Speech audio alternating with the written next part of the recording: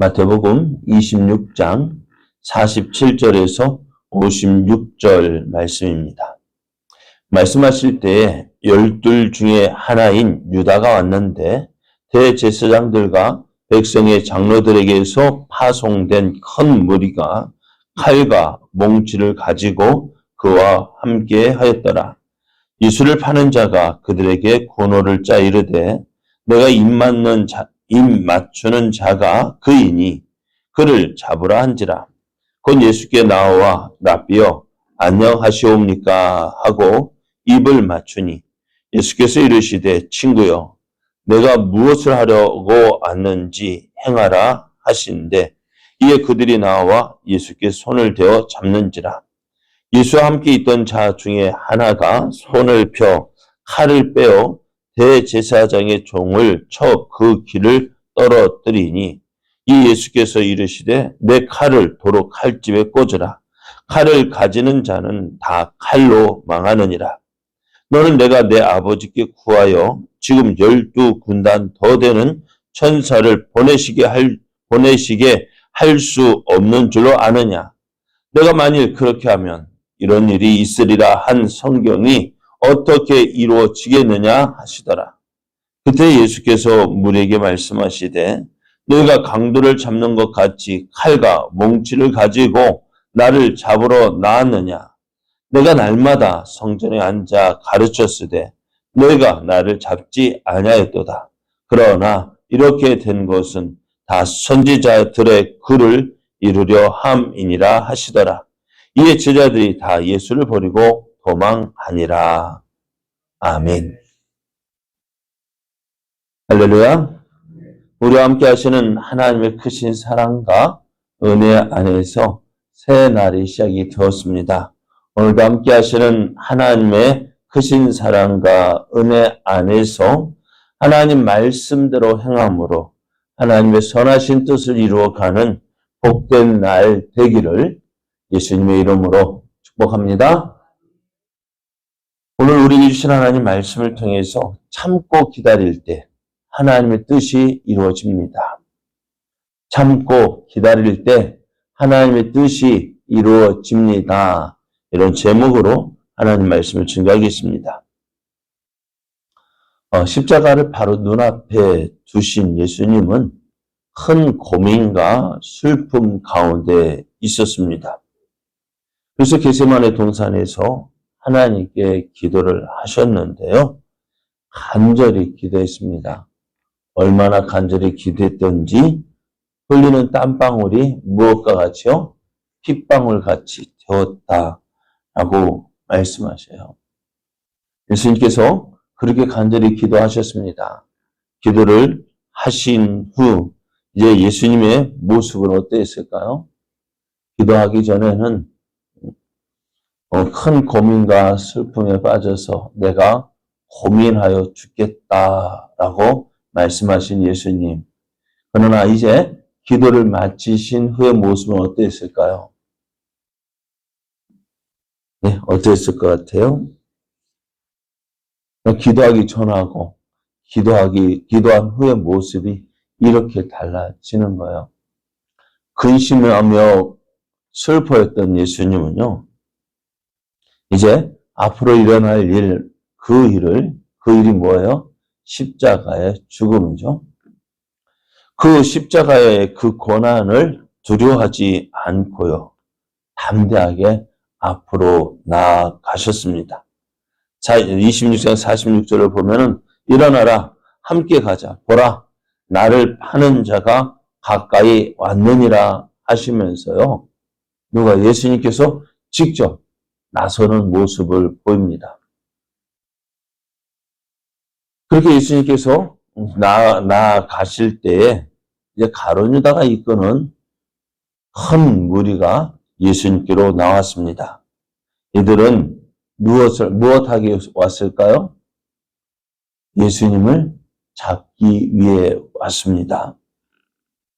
그래서 가룟 유다는 누가 예수님인지 그 함께 온 유다 병정들에게 알려주기 위해서 스승 예수님과 입을 맞추면서 인사를 합니다.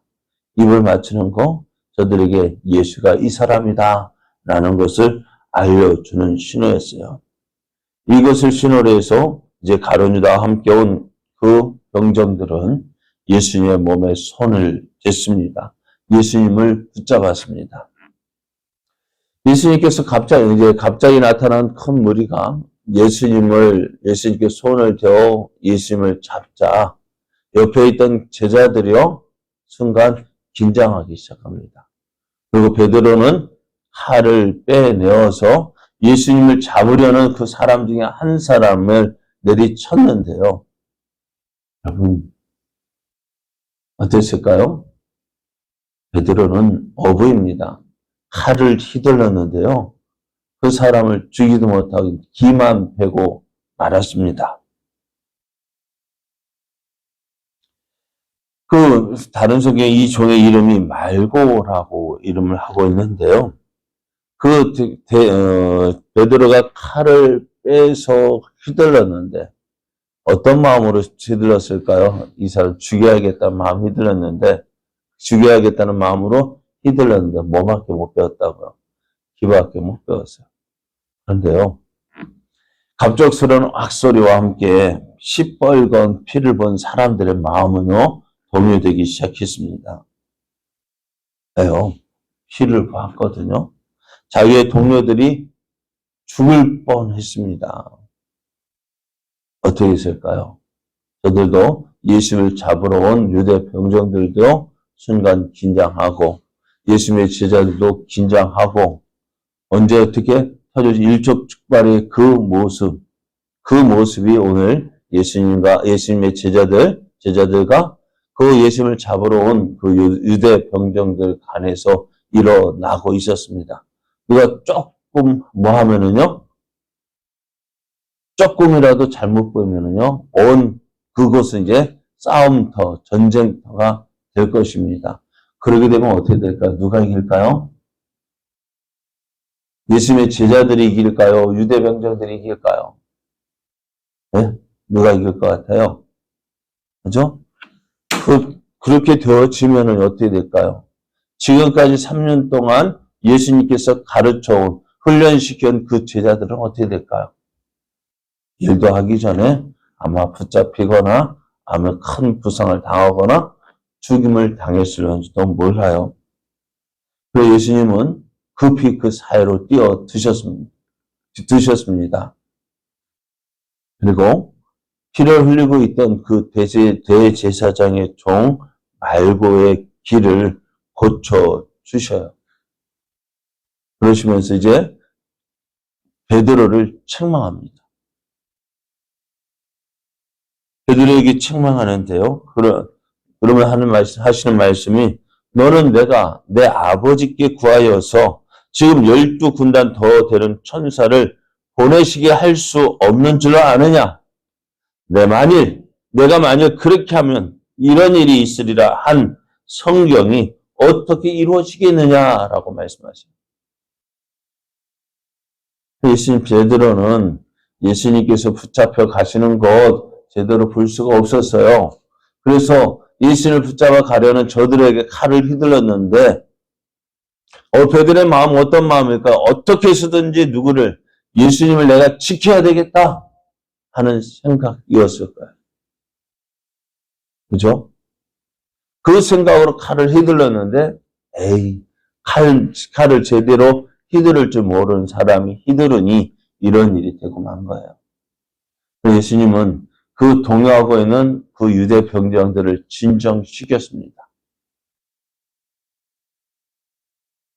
그리고 피를 흘리고 쓰러져 있는 그 대제사장의 종 말고의 길을 만져주셔서 회복시켜 주셨어요. 고쳐 주셨습니다. 자, 오늘 예수님께서 붙잡혀 가시는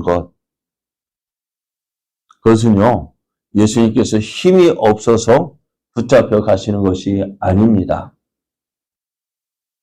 지금 당장이라도 하나님께 구하여서 7만여 명이 넘는 12군단의 천사를 하나님 아버지 보내주십시오. 나를 지켜주십시오. 하면 어떻게 해요? 하나님은 그 천사들을 보내어서 예수님을 지켜 주실 수 있습니다. 자백하시지 않아도 됩니다. 그럼에도 예수님은요, 어떻게 해요? 순순히 붙잡혀 가십니다. 왜 그럴까요? 네? 무엇 때문일까요? 다른 것 때문이 아닙니다. 만약 예수님께서 오늘 12군단 더 되는 그 천사들을 보내어서 나를 지켜달라 했다면은 어떻게 될까요? 유대 병정을 물리친다면 어떻게 될까요? 네? 그렇게 되어지면요, 이런 일이 있으리라 한 성경의 기록은 어떻게 되겠느냐는 거예요. 이런 예수님이 붙잡혀 가실 때 이런 일이 있을 것이다 한 그 성경의 예언은 어떻게 되겠느냐는 것입니다. 이루어질까 안 이루어질까요? 이루어지지 않는 거예요.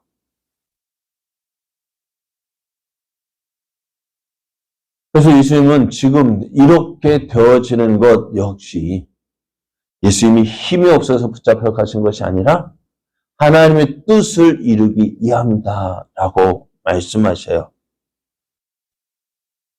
하나님의 뜻 이루기 위하여서 예수님이 사용할 수 있는 모든 권리, 권력, 권세를 사용하지 않으시고 오늘 십자가 앞으로 나아가셨습니다. 오늘 예수님께서 말씀하신 대로 또 성경에 예언되어진 대로 이루시기 위하여서 칼을 휘두르며 예수님을 지키려 했던 그 베드로를 책망하셨습니다.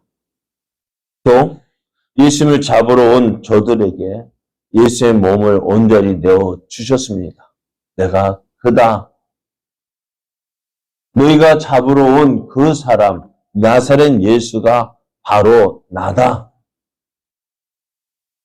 다른 사람 건드리지 말고 다른 사람과 싸우지 말고 너희가 잡으러 온 예수라는 사람이 나니 나를 잡아가라 말씀하셔요.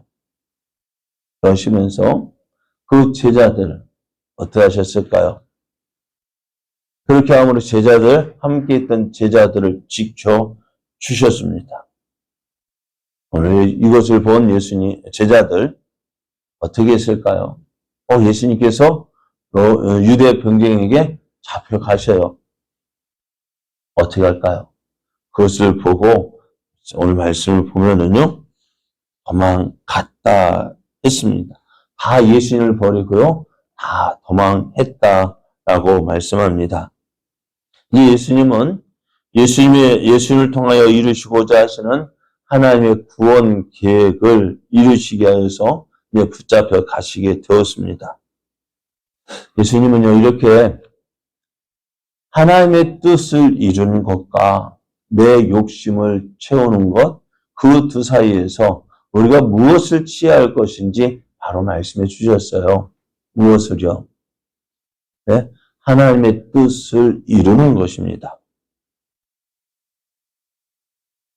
밤을 새워서 기도하셨던 예수님, 이제 온 인류를 죄에서 구원하시기 위해서 십자가를 향해 나아가셨어요. 그것이 하나님의 뜻을 이루는 길이었습니다. 오늘 여러분 어떤 생각을 하십니까? 하나님의 뜻이 여러분을 통해서 이루어지기를 원하십니까? 오늘 우리를 통해서 이루시고자 하시는 하나님의 놀라운 계획, 놀라운 구원 계획이 있음을 여러분 믿으십니까? 그러면은요, 그 일을 어떻게 이룰 수 있을까요? 어떻게 이룰까요? 어떻게 하면 우리를 하나님의 뜻을 이룰 수 있을까요? 그것이 바로 신앙생활입니다. 하나님의 뜻을 이루어가는 것이 신앙생활입니다. 믿음생활입니다. 믿음생활이 뭘까요? 네? 믿음생활한다. 믿음생활, 신앙생활, 그게 뭘까요? 네? 6일 동안 세상에서 열심히 일을 하다가 하루 교회에서 예배 드리는 그것이 믿음 생활입니까? 예? 그게 믿음 생활입니까? 교회에서만 우리끼리만 예수 믿는 사람들끼리 친하게 지내고 같이 밥 먹고 커피 마시고 예배하고 그게 신앙생활일까요? 예? 만약에 그런 것이 신앙생활이라 한다면은요, 어떤 취미생활로 일주일에 한 번 모여서 우리끼리 만나 이야기하고 시간 때우는 그것도 신앙생활을 할 수 있겠네요. 아닙니다. 그건 신앙생활이 아니라 하나의 종교생활이에요. 취미생활과 같아요. 우리 진짜 신앙생활은 뭘까요? 네? 신앙생활은요, 나를 내려놓는 거. 그런 것이 앞에서 말씀드린 그런 생활, 나를 내려놓는 거 있을까요? 그렇게 하는 이유가 뭘까? 그런 생활 하니 내가 뭔가 유익이 있기 때문에 하는 거 아닙니까? 취미생활 왜 합니까? 내게 유익이 되기 때문에 합니다. 종교생활은 무엇입니까? 신앙생활하고요, 종교생활하고 틀린 건 뭐예요? 종교생활은요, 언제든지 그만둘 수 있어요. 내 마음에 안 들면은 그만둬요. 종교생활은요, 하나님 믿는 것 같지만 내 유익을 위해서 믿는 거예요. 거기에 희생이라는 게 모양은 있지만 진정 하나님이 받으시는 희생은 없어요. 신앙생활은 뭐예요? 그러니까 종교생활에서 나를 내려놓으라? 내가 왜 내려놓는데? 내가 누군데? 그렇게 하잖아요. 그러나 신앙생활은 어떻다고요? 내 뜻 내려놓는 거예요. 내 욕심 내려놓는 거예요. 왜? 누구를 위해서? 하나님을 위해서. 예수님을 위해서요. 왜? 하나님의 뜻을 이루기 위해서요. 나를 내려놓는 거예요. 오늘 예수님 보십시오. 예수님을 통해서 이루시고자 하시는 하나님의 뜻. 그 십자가의 구원의 사역을 이루기 위해서 예수님이 사용할 수 있는 권리, 예수님이 취할 수 있는 능력 다 내려놓았어요. 왜요? 하나님의 뜻 이루기 위해서입니다. 오늘 우리의 삶도 이런 삶 되어지기를 원합니다. 하나님의 뜻 이루기 위해서 나를 내려놓는 것입니다. 하나님의 뜻이 나를 통해서 온전히 이루어지도록 주님께 내 모든 것 내려놓고 주의 손을 붙잡는 것이 믿음 생활이고요. 하나님은 그것을 기뻐하십니다. 오늘 우리의 믿음 생활 어떤 모습이요? 하나님의 뜻을 이루기 위하여서 내가 가질 수 있는 것, 내가 취할 수 있는 것 다 내려놓는 거예요. 이것이 참된 신앙의 모습입니다. 주님의 뜻을 이루소서. 나를 통해서 이루시고자 하시는 주님의 뜻 이루게 하여 주옵소서. 그렇게 기도하면서 나를 내려놓고 주님이 원하시는 모습대로 나를 바꿔주시고 그래서 나를 통해서 하나님의 뜻 이루어가는 그러한 복된 삶 되기를 예수님의 이름으로 축복합니다.